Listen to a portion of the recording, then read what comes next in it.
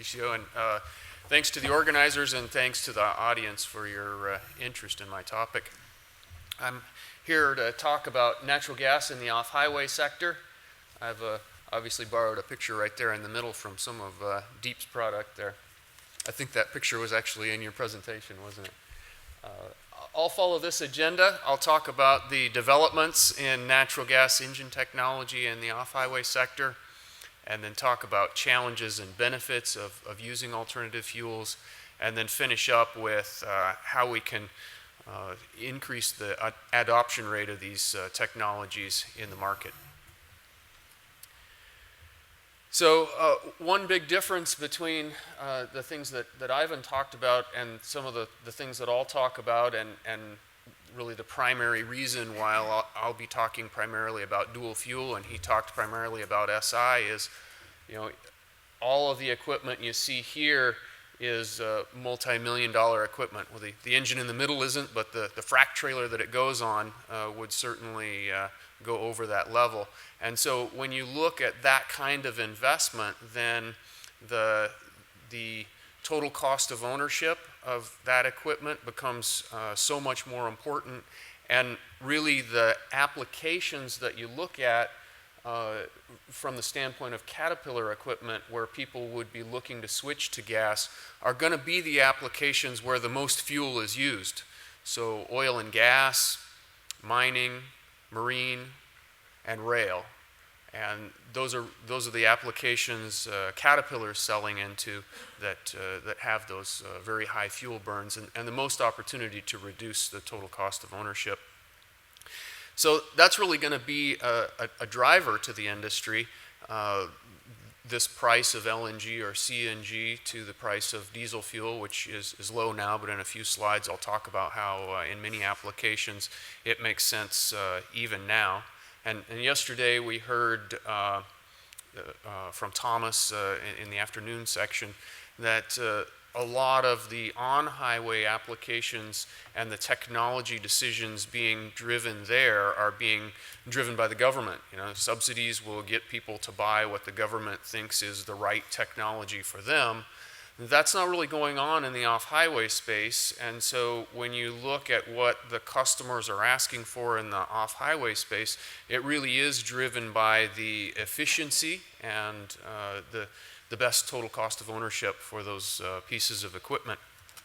But in addition to that, there's a security of supply, and that doesn't really mean that we expect someone to shut off the nozzle on diesel fuel, but certainly if you look at the history of the price of diesel fuel and imagine, for instance, that you're a mining manager and you're looking at ore extraction costs going forward, how do you include this price of diesel fuel that goes like this over time into your forward forecasting? It's very difficult, where when you look at the cost of natural gas since it was decoupled from diesel fuel during this horizontal drilling and fracking era that we're in now, and you have these very consistent and low prices of natural gas, well, it makes it very easy for those same people to predict things like ore extraction costs going forward. So the volatility of the cost of the fuel is really a driver as well.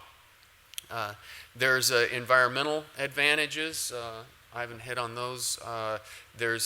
If you look, purely from the fuel, and you did a good job of going into the hydrogen to carbon ratio there. If you look at that hydrogen to carbon ratio and the lower heating value of the fuel, there's really about 25% on the table there. And in our best applications, we're delivering a 20% reduction on those. And then finally, the ecozones that I have in the map here around North America and Northern Europe, in those applications where shipping is moving in and out of those ecozones, they're going to have to use solutions similar to our Tier 4 kinds of solutions, SCR or scrubbers even, if they're going to try to use heavy fuel in those ecozones. Where if you switch to natural gas when you're operating in the ecozone, then you can do that without any after treatment at all. And so that's an attractive thing to our customers as well. But all of these things are all subordinate to this fuel's cost savings, total cost of ownership really drives the decisions here. Okay, so I'll talk through the technologies. Spark-ignited engines, they have the throttle in the intake, which is controlling the amount of air, holding a fairly tight air-fuel ratio. They use a spark plug to initiate combustion in the cylinder. The compression ratio of these engines is typically lower than diesel engines, although in some electric power, very high efficiency, high performance engines, they're now reaching near the same compression ratios, the physical compression ratio of the diesel engine. However, these are high Miller cycle engines, and so they'll take advantage of that long expansion ratio, but they'll decrease the compression ratio and or the effective compression ratio to provide some knock margin there. These are being used, and Caterpillar has sold these into the electric power market for 70 or more years now. They're being used in petroleum. If you haven't considered the way that natural gas gets to your house and these other applications we've been talking about for natural gas is at the well site, it would be run through gathering pumps, and those pumps would be run by natural gas engines. Caterpillar has the lion's share of that market up through the transition from the gas plants that would remove the propane and other heavies in the natural gas through to your house. Those engines that are used in gathering and compression applications are predominantly Caterpillar equipment and spark ignited.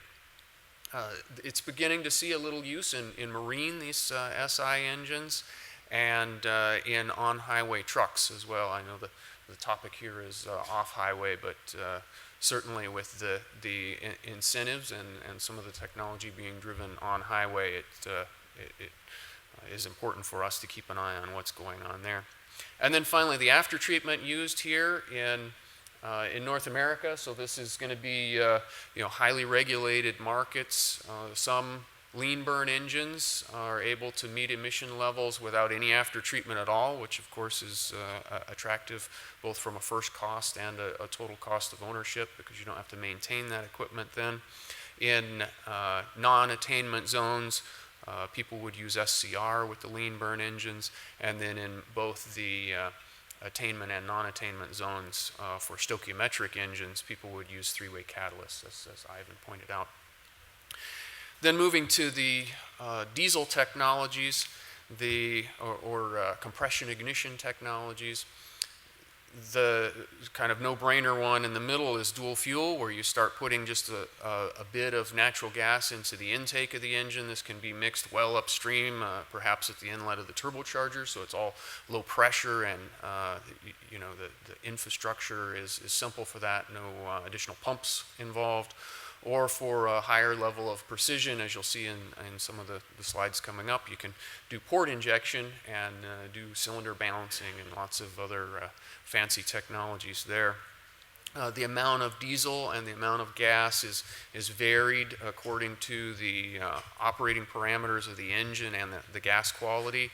Our dynamic gas blending engines are doing a great job of sensing the fuel that's coming, using as much as they can of the gaseous fuel while protecting the engine and running it in areas of the speed load operating map and substitution map that'll give the best total cost of ownership and durability of the engine. These are being used in marine applications, petroleum in fracking and drilling operations, rail in some of Deep's engines, and then in large mine trucks.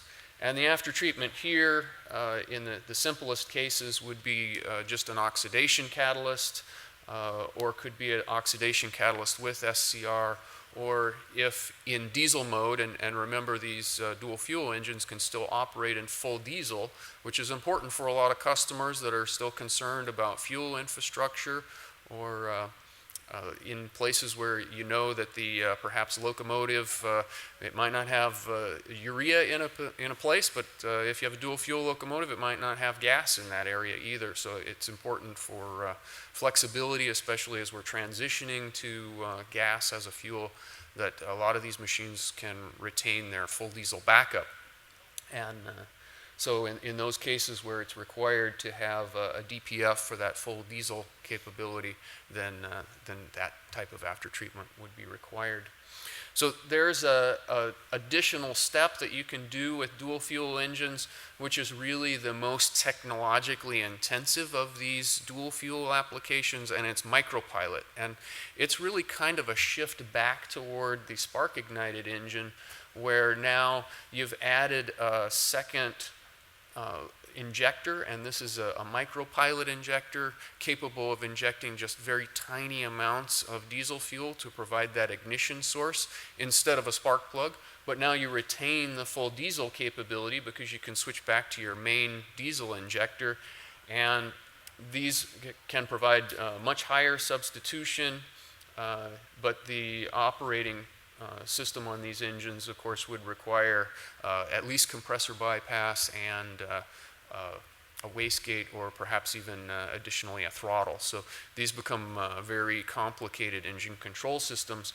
But you can see at the bottom there, another additional advantage is that in even highly regulated emissions markets, you can hit those emission levels with no aftertreatment with these micropilot engines. Then finally, on the far side there is the direct gas injection, and these are essentially diesel cycle engines running on gas, and so the gas is injected near TDC, just the same as diesel fuel would be injected right into the combustion as the combustion's occurring in the engine. And the advantage to these engines is that they have load acceptance and performance just like a diesel engine. And so you don't have to tune an engine or a pump that the engine is running to work together, or perhaps a transmission doesn't have to be modified in shift points and things like that. This is going to run just like a diesel engine. These are being used presently in marine applications. They're being developed for large mine trucks, and they have been used in on-highway trucks, and I think that there's about to be a new one introduced in China as well for on-highway applications. The after-treatment in these cases, again, in highly regulated markets, you can meet emission levels with these engines sometimes without any after-treatment, but then for the most highly regulated engines like the 2010 on-highway, it would require the full gamut of DPF, SCR, and an oxidation catalyst. So now moving to the technology sets in these engines, the simplest systems start as a diesel engine with some natural gas components added, which delivers a system like our CAT DGB engines. And these give diesel-like performance because they can switch back to diesel during transients, or it can switch back to diesel, of course, in the case where natural gas is not available. And then sources of gas that our customers are using vary as well, and that's why these engines have to be somewhat adaptive. If they're using wellhead gas for instance, these gases would have a large amount of propane and other hot, heavy hydrocarbons present, so the engines need to be able to adapt to that. And then in other applications, CNG might be brought to these engines, or in applications where the fuel needs to travel with a mobile machine, in the case of locomotives or mine trucks, then LNG is really the obvious solution there. And it comes back to this autonomy question that Ivan hit on quite a bit. When you have these machine applications that are burning the fuel required to supply 4,000 or 4,500 horsepower, that's just more gas than you can really put together in CNG, except perhaps in some of these very high pressure systems that people are starting to talk about now. So these DGB engines were Caterpillar's first engines that were introduced into these kind of traditionally diesel applications, and they have the potential for 60% substitution on an operating cycle with greater than 70% peak substitution. And DGB kits are available for many of our engines now, and this would be a kit you could apply to a diesel engine that's already in the field, or you can buy a factory fit engine. And right now, Caterpillar is dominating the market in the oil and gas industry with these dual fuel engines, with 90% of that market right now being big yellow engines. Then finally, the direct gas injection technology, and this is another EMD slide I've borrowed here.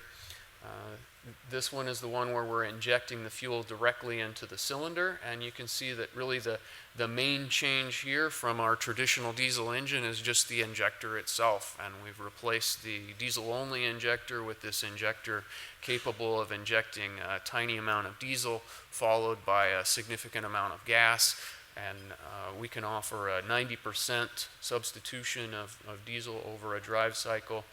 And in the case of Caterpillar's equipment, the components that we're using there are common between our EMD 710 and the Caterpillar C175, which is used in heavy mining applications.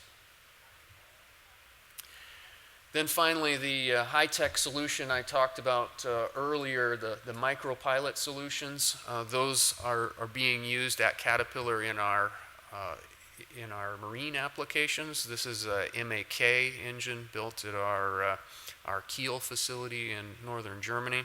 This picture is a 12-cylinder engine. They're available up to 16-cylinder, and if you watch the press releases, we just had a press release that the 16-cylinder engine will be installed in Carnival's latest LNG-powered cruise ships, 2 of these per hull in those applications. They're 101 liters per cylinder and can deliver 965 kilowatts per cylinder. And they're available in these 12 and 16 Vs, and then a 6, 7, 8, and 9 cylinder inline configuration. As I mentioned, a lot of equipment goes into this particular application and being able to deliver gas in this way.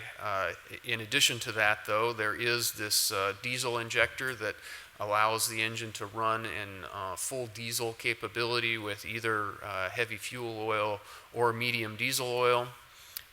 They have a blow-off valve and a wastegate to control the air-fuel ratio when in gas mode.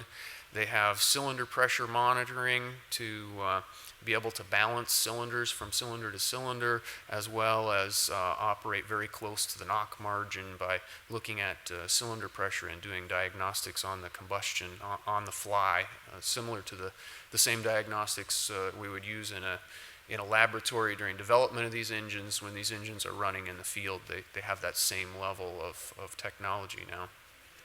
And then finally, FlexCam technology, a variable valve timing system which allows variable Miller to offer a little lower cylinder pressure and higher efficiency at high loads while maintaining acceptable knock margin, and then less Miller cycle at intermediate loads, which improves load acceptance and improves efficiency in those intermediate loads. Then these are a couple of the fuel system components there. We have the gas valve on the intake, so kind of a port-injected configuration. If you're familiar with gasoline port injection, not so different than that. And then the 2 injectors here, the primary diesel injector that would be used for marine diesel oil or the bunker C heavy fuel, or in the case of the gas combustion, that would be shut off. But actually in either case, the pilot injector is run, and the pilot injector runs marine diesel oil, essentially diesel fuel, and provides a pilot when in diesel operation for reduced NOx, and then provides just the ignition source then when the engine is run in gas mode. And that injector is a common technology, a common rail injector from the on-highway truck industry. So now I'll move to the challenges and benefits of using alternative fuels for industry, and that really comes down to three costs. It's a cost savings for customers, a cost to those customers for the infrastructure that they're going to have to install to be able to use that alternative fuel, and then the cost of product development for the original equipment manufacturers such as Caterpillar.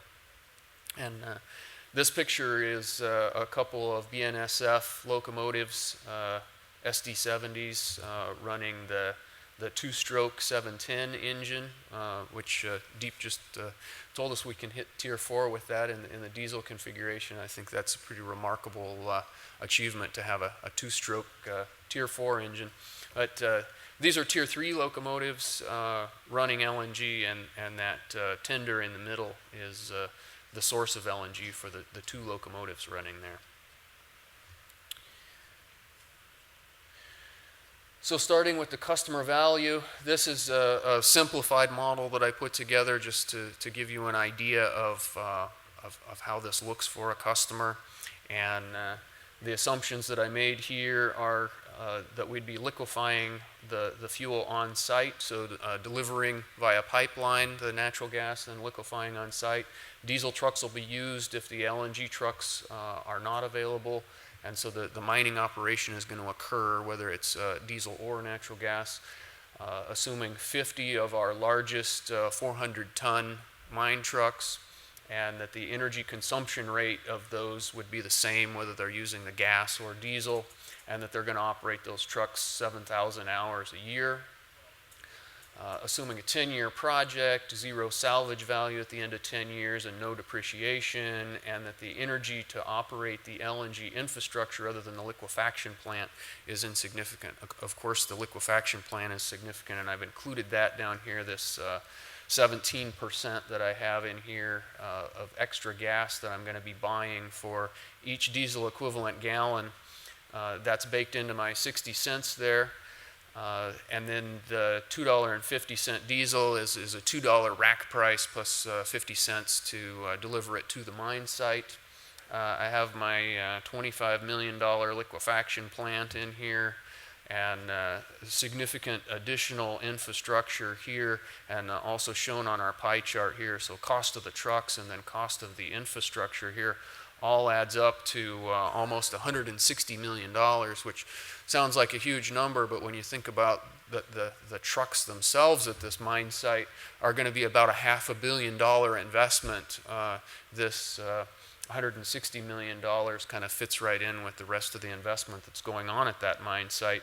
And that $160 million investment would provide a 42% IRR, $250 million NPV, so a profitability index, or corrected back to today's value return on that would be 161% and less than a 2.5-year payback. And this is even with today's prices, where we're talking about the adoption of natural gas solutions being slowed by the low price of diesel.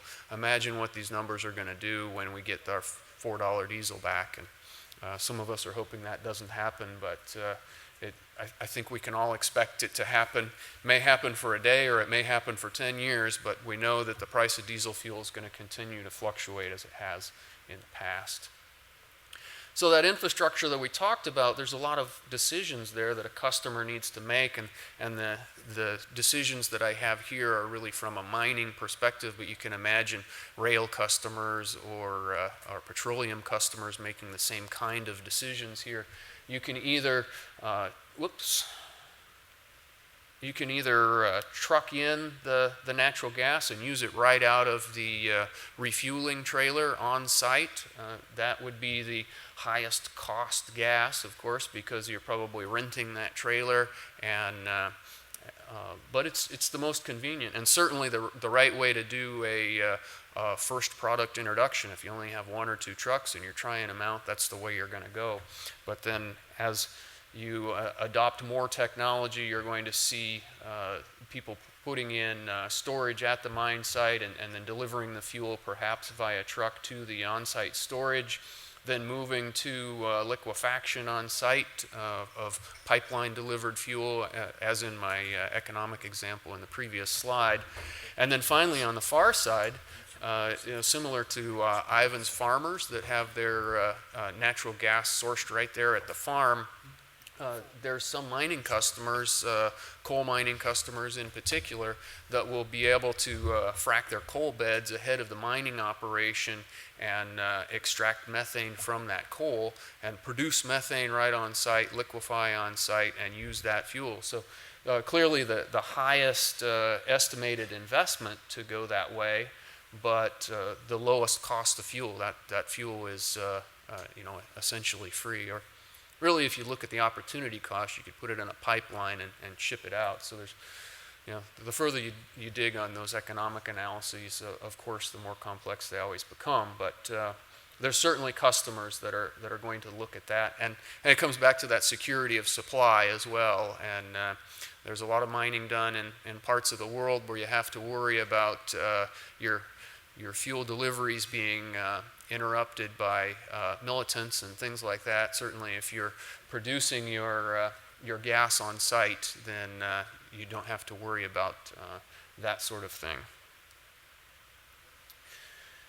So continuing on our infrastructure here, we talked about the delivery system, and in some applications people would be able to use that type of on-highway delivery, but in some applications, such as mining, something else will be required, and you can't really use an on-highway tractor too effectively in a lot of hard rock mining applications because the roads just won't allow those pieces of machinery to last the life that they need to. And so you need to have equipment that's robust to that mining environment, that's capable of fueling those machines at remote locations, but then also capable of defueling those machines.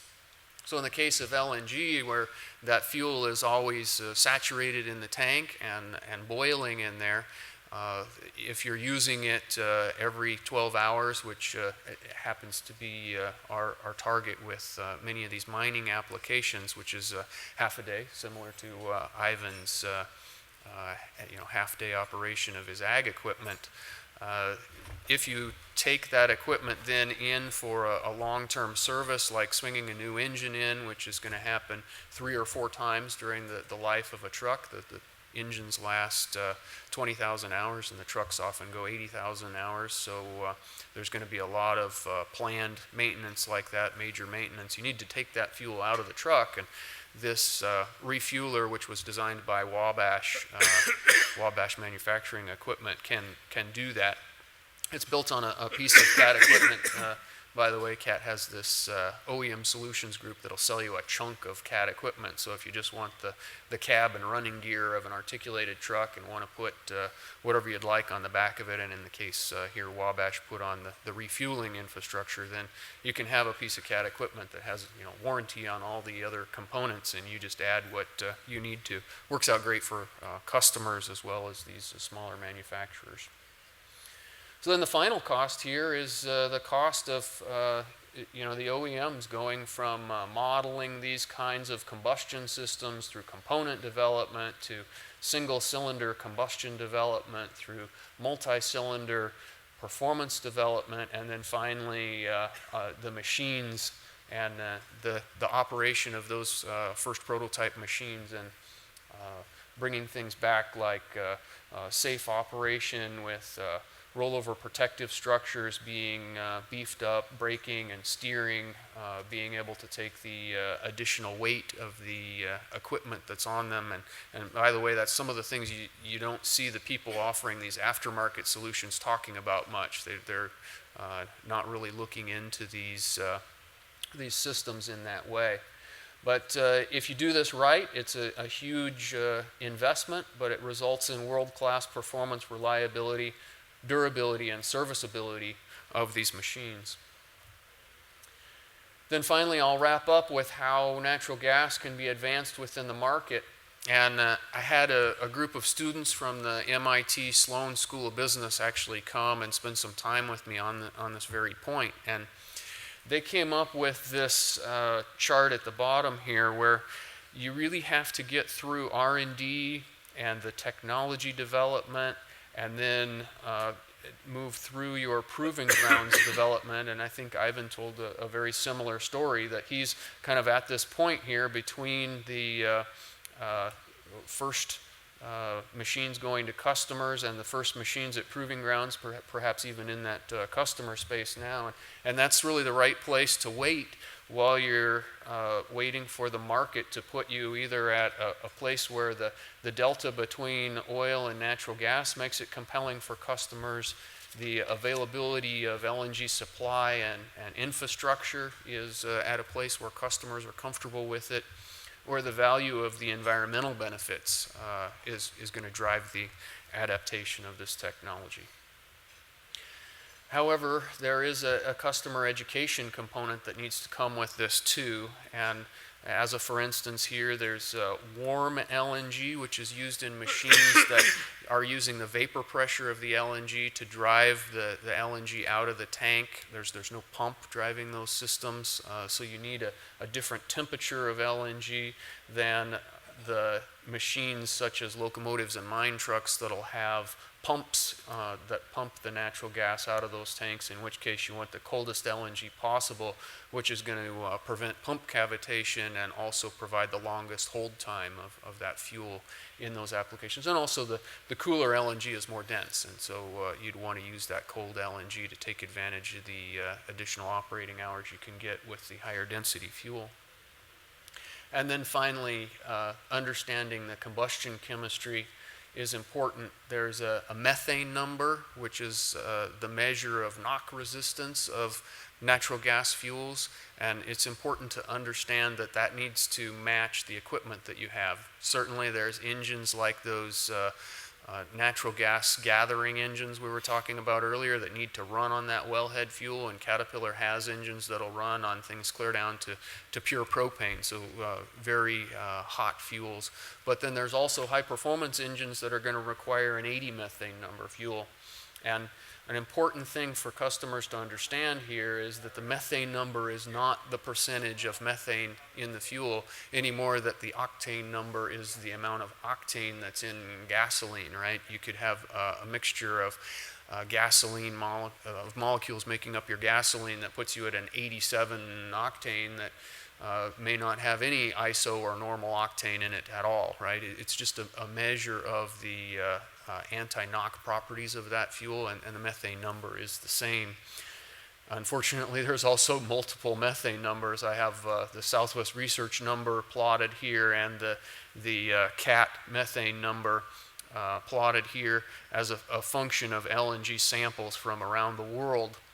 And you can see that they deviate substantially, and that also as you go from essentially pure methane in your LNG to about 85% methane in your LNG, that can give you a methane number as low as 65.